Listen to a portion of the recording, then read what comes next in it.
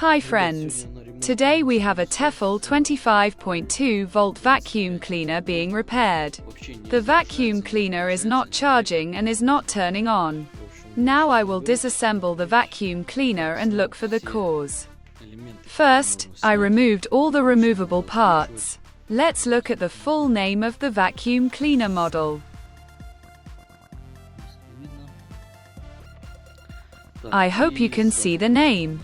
I also removed the filter from the back of the vacuum cleaner. Now I will start unscrewing all the screws that I see and will try to disassemble the vacuum cleaner. First, you need to remove the black case. Then I started to disassemble the handle, but something seems to be preventing the case from opening. It looks like there is some kind of mechanism here that needs to be unlatched. It looks like the handle should come off when you open it. You need to press the black tongue quite hard so that the handle comes out. Now we have divided the vacuum cleaner into two parts. In the thick part of the body we have an electric motor, and in the tip there seems to be a battery and a control board. I disassembled the upper part and this is what we see here.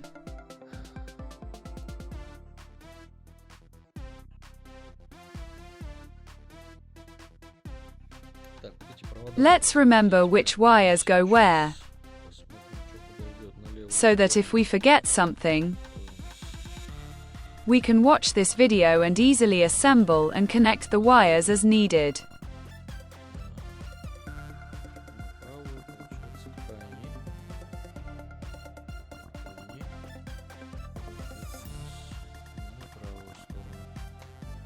I took out the battery together with the control board. I also see a car fuse installed here.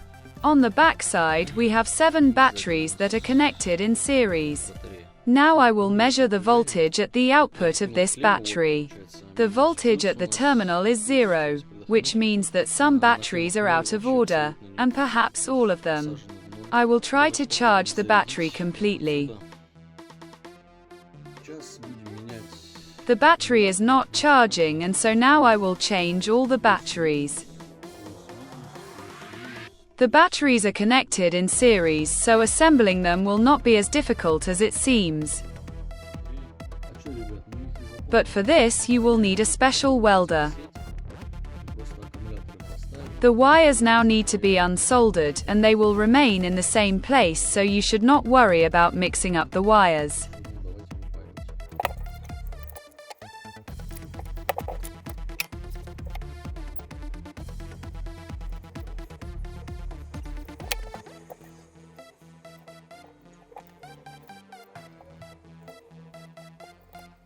We have 2 red wires coming to the positive terminal, one thick and one thin. The thin one is most likely to control the voltage of this battery.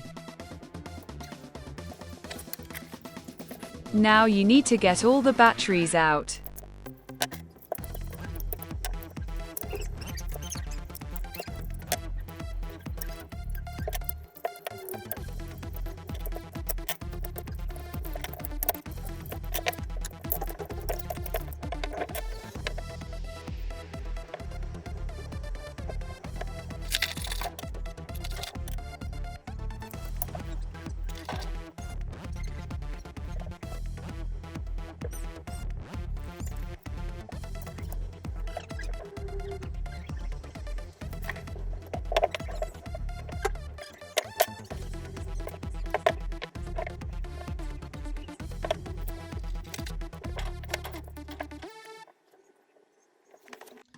I assembled the battery. I had one missing and I put a tested but not new battery for testing in order to check how the vacuum cleaner will work, and when another batch arrives I will change it.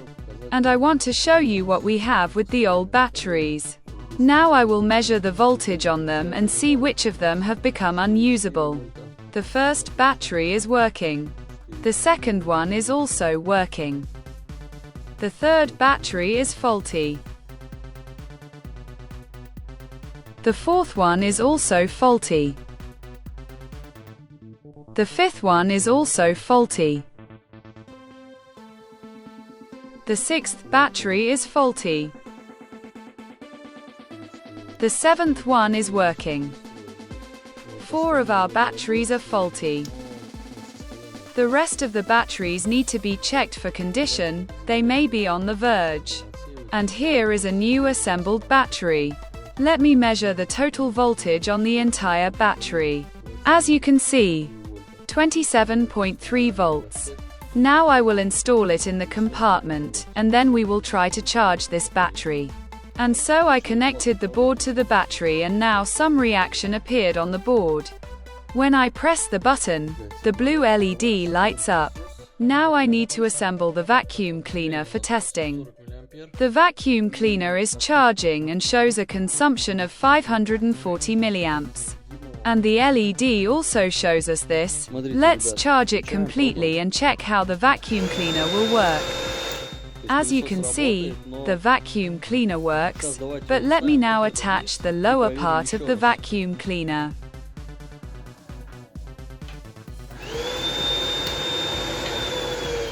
There is a speed control here.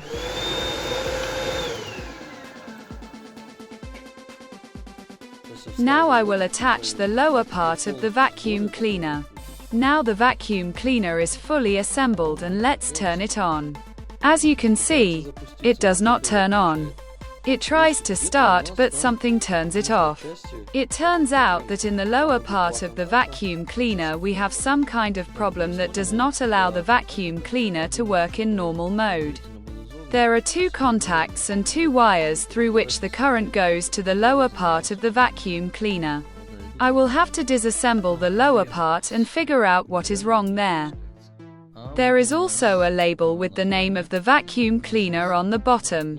Now I will unscrew all the screws that I see and then remove part of the case and see what is inside. Maybe water got in there and something shorted out. I will figure it out now. Having removed the cover, I found an electric motor here. Perhaps it is the problem. There are exactly 2 wires going to this motor. Most likely it is faulty. I also see that there is a wire. Perhaps it shorted something? I will check the motor separately, having previously unsoldered it from here. I also want to check the integrity of the wiring from the motor to the contacts. The name of the engine you can see on your screen now. It is 24 volts. Now I will try to start it. The engine seems to be working, but the consumption is suspiciously high.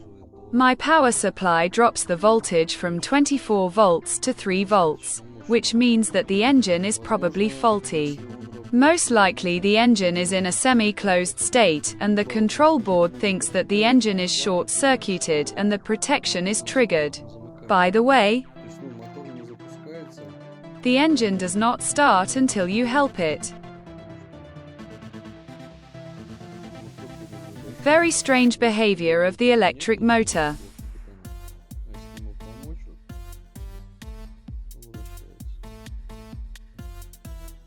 Just in case, I'll check the wires that go to the engine. And now I see that there is a small board here. I need to look at it. Is there any problem there? I thought that there was just a wire. But no, there is some board hidden here. Now I'll remove the heat shrink and see what's inside. Here I see 2 inductors and a small ceramic capacitor.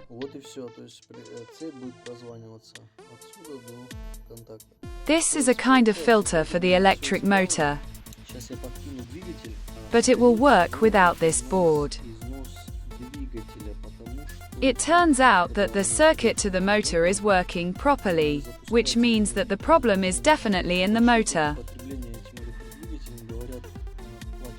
The motor consumes too much current and does not start until you help it with your hand. We have 2 ways to solve the problem. The first is to buy the same motor and replace it. The second option is to simply turn it off and use it without the lower brush. I will offer the client a choice of these two options and let him decide. Done, guys. The vacuum cleaner is assembled. The client said to turn off the motor because he doesn't really need it. I turned off the motor and insulated the wires. Besides, I couldn't find the exact same motor. I need to select analogs, but I'm not sure that they will work as well as the original and at the same speed. So the client chose the easiest way. Let's now check the bottom part of the vacuum cleaner.